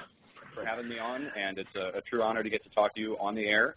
And I hope we can get into some really interesting topics tonight. A lot's going on, and you know what's going on today, so if you want to get into it, we can get right into it. Oh, man, let's just get right into the dish, you know what I mean? No holds barred tonight, Dutch. No holds barred. And first off, I want to let you know that, and this is a call out to all the folks at our planetxtownhall.com. We've got a large community out there, and it's just growing really fast. And the one thing I was really surprised was when, you know, the request to invite you on the show came from the town hall. And when I announced it, everybody's just really jazzed and excited. I had no idea so many people were following you and so appreciated your work. And once I started getting into it, I can see why. You lay it right out there. It's really clean, and you let people decide for themselves. Well, I'll tell you what, it's been a tremendous 6 months for me. I started making videos on YouTube approximately 6 months ago, maybe a little bit over. And it's ironic that you mentioned Birkeland and animals, because that's how I started. There was a tremendous die-off of animals around the world. Millions of fish washing up on one shore, shores lined with crabs over in the UK, birds falling out of the sky all over the country. And several of us started to take note of that. Being the animal lover I am, I really was concerned. And that's when I started to put out the videos. And that's how I started to pay attention to radar anomalies that I used to dismiss as just anomalies. And it just so happens that the main animal death story, the one where all these birds died down in BB, Arkansas, and fish washed up in a creek down there by the hundreds of thousands, it turns out there was a strange radar signature above the area the night before. And so in the process of looking at the radar signatures in BB, Arkansas, I saw my first weather modification ring is what I call them now, my first Haarp ring. And so over the course of 6 months, I've had 12 million viewers and 30,000 subscribers. I've been on the news. I've traveled across the country. And I'll break this on your show, is that now the first 5 episodes are done on a TV show that's going to be airing on 3 major networks, international networks. I can't say which ones yet, but that's been finalized, and it's going to be at least 64 episodes. So that's going to be if all things go well. So it really has mushroomed up, and the reason it's mushroomed up is because the number of incidents has increased exponentially, and there's been no one there to actually tell anyone, because everyone gets their news from CNN, MSNBC, Fox News, et cetera. Some people think they're being slick and getting it from AP or Reuters. Well, there's no difference. They censor the news. They only bring out some news that is disaster prone, and they control that news indefinitely. So Fukushima, for instance, when Fukushima happened, they first beat the fear drum on Fukushima like no other. Okay, they had Anderson Cooper over there standing there with a Tiger counter, and they had Sanjay Gupta explaining the fallout effects of radiation. And then within a week, they're not talking about it at all. And that's right. So, you know, I remember Sanjay Gupta. He looked like a nervous cat in a room full of rocking chairs. He didn't like being there. He understood, and he wanted to get the heck out of it. And but before we go a little further, I just want to say to my listeners out there, folks, if you're in the virtual chat room, Susan Richards is our moderator there. And if you have a question for the guest, make sure it gets to Susan. We'll do our best to get that answered, and our chat room rules are real simple. Hey, cowboy, hang your shooter at the door, be nice to Miss Kitty, and you'll have a good time. And if not, you will leave the premises feet first. And for those of you who want to call in and talk with Dutch, well, we've got Bill Zam running the switchboard, and his middle name is Thor's Hammer. Get my meaning? Call, be nice, be constructive, and you'll get on, I guarantee. Now, with that, what I'd love to do right now, Dutch, right off the top, because this is a thing that just, when I looked at your work, I mean, this glued me, really glued me. And this is this venting that you detected northeast of Los Angeles. Now, for those of you listening, on the episode page for Blog Talk Radio, I created a playlist with the current videos that Dutch has done on this. And so you can follow up on those later on after the show and actually see how he presents the work. And it's really important. And so just because this is a real current event, so Dutch, take us from how did you find this venting, and, you know, what was the process you went through? Okay. This is just a recent story for those of you who are just tuning in. It just started on Saturday. And what happened, I was on radar looking at a weather modification ring outbreak that was occurring in the Midwest. And I noticed a signature pop up over Southern California only for one frame, and then it cuts off. They cut the frame. And it said missing panel on my radar display. Okay? And that intrigues me, of course. I have to go look. So I went to the actual NextRad site, which is a government site. You can go pull up the radar, look at an image loop, a current image loop of the area. And when I did that, I saw that there was literally what I thought it was a wildfire at first. In the first video I put out, I said, uh-oh, looks like there's a wildfire in Southern California. And I went over to LA News. I checked all their sites, NBC, CBS, ABC, you know, all the local news sites, and there was nothing about a fire up there. And so I decided to go on Google Earth and see what was there to see if there were any structures or, you know, what could be burning. And when I put coordinates, it turned out it was a volcanic lava field, completely black still. It's still, you know, rough rock with just intermingled, sparsely placed grasses. And I said, oh my goodness, you know, what is this? You know, of course it wasn't, oh my goodness, it was actually, what is going on? And so then I looked more into the area, and I found out it was called the Pisgah Crater Area, and that's spelled Pisgah. And it's all volcanoes. It's nothing but volcanoes right there, and it's the Mojave Desert, which is sand. There couldn't be anything there burning. So then, of course, I have to go pour over the weather charts and see if it's raining there. And you can pull up the precipitation stations there. You can pull up humidity levels, and none of that matched for any kind of precipitation buildup in the area. You're talking Mojave Desert. And so, long story short, I went and pulled the seismic charts in the area, and you can look at all these different seismographs placed all around California. And in the area there's magma harmonics, which is a long period of rumbling shown on a seismograph. And then it cuts off to a baseline, just, you know, straight flat line, and then it kicks back up again to heavier lines. And so you put all that together. I put all that together, and I said, okay, there's an uptick in activity around the world, everywhere where there's a volcano. Mount Etna just erupted. Mount Lokan just erupted twice. You've got Sakurajima over in Japan erupting every day. So I looked in the area. I put two and two together. I put out the video. And within a day and a half, last night at 2 in the morning, the USGS issued a press release response to my videos. And they referenced the YouTube user who pulled up Google Earth. And, I mean, it's me who they're talking about. And they said that it wasn't a hoax. Okay, well, I appreciate that. And it was a misinterpretation of the data, according to John Eichelberger, who's the senior volcanologist for the USGS. And their spokeswoman, Clarice Ransom, said that there's no threat in the area. That was this morning at 2 a.m. Now, it vented twice since then.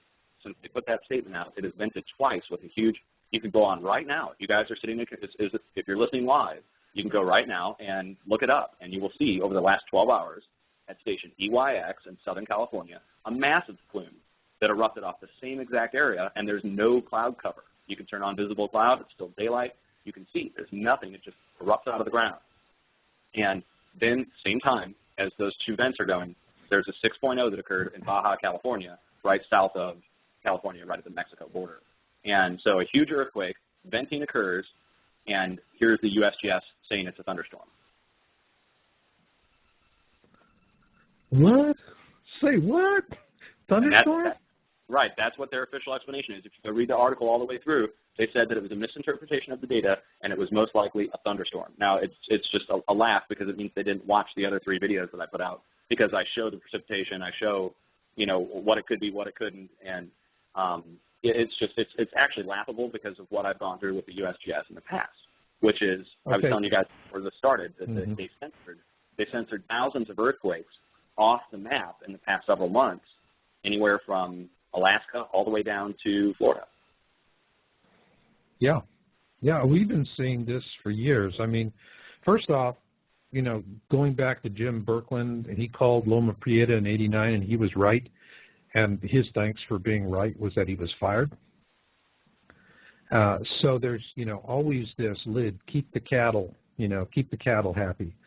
One of the things that I noticed was that there was an aviation turbulence alert on this. You were showing in one of your videos. Describe that and how it relates to this. Do you think it was part of a twist around that they issue the alert, or something else? Well, here's what we go through on YouTube. For those of you who aren't big YouTube followers or don't ever go on there, we are held, those of us who report the real news about what's going on are held to a higher standard. I swear to you, we are held to a higher standard than even your newspaper or TV or anyone.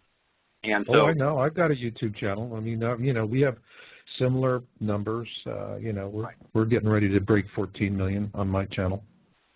That's great, and congratulations. That's a big step to make that many people. You've reached, 2 huge population centers of the world, if you think about it that way. And what I want to point out is that we have a pattern that's occurring. And, I could digress into this for hours, but the pattern that I see occurring is a censorship of the data. And the FAA thing points it out perfectly, which is I went to go pull additional data to prove my point, to say that there's something going on. And the first thing that comes across my head is, hey, you should probably go check the FAA and see if they've issued any flight warnings in the area and see if outdoors, it makes sense. So I went over and checked, and there's a what's denotated as heavy turbulence. And it looks like a bump with 2 lines through it. And it's placed directly over the area where the volcanic plume erupted from. So I made the video, I put it out, I put a link to the thing. Within an hour, it's gone. All the others are still up there all the way across the country. There's a couple of them are still there. And they pulled that one when I put the video out. Now, I can't prove that, but it's just a strange coincidence. Within an hour of me putting the video out, they've got that little bump off there. But it was proof at the time, that a heavy turbulence warning was issued for that area only. And there's no storm in the area because I just pulled the previous data, and it just shows clouds coming up off the ground right in the lava volcanic field off the Mojave Desert. Wow. Wow. And, I want to ask you, Dutch, we got a question that comes in from the virtual studio from a Seeker 2, and wants to know, has anyone reported picking up a very high frequency or ultra low frequency signals on radio equipment during a Haarp ring anomaly, or even during this? Not that I know of during this yet. I'm going to have to look into it. It's been a really busy day for me, hundreds of phone calls and having to put the videos out. But I can tell you in the past, for those of you who are on the internet, you can go on to youtube.com/DutchSinse, and that's spelled DUTCHSINSE. And you'll find a video that I put out about a month and a half ago, and it shows a huge outbreak of weather modification rings and what we call scalar squares, which are giant squares that appear in the clouds in precipitation only when you're looking at the radar. And as that was happening, I got a message from a buddy of mine who's a shortwave ham radio operator, and I put out a video asking ham radio operators if they were experiencing interference like my friend was reporting. And they were. It was so bad. There's several websites you can go. They're called web SDRs. And on a web SDR, you can listen to shortwave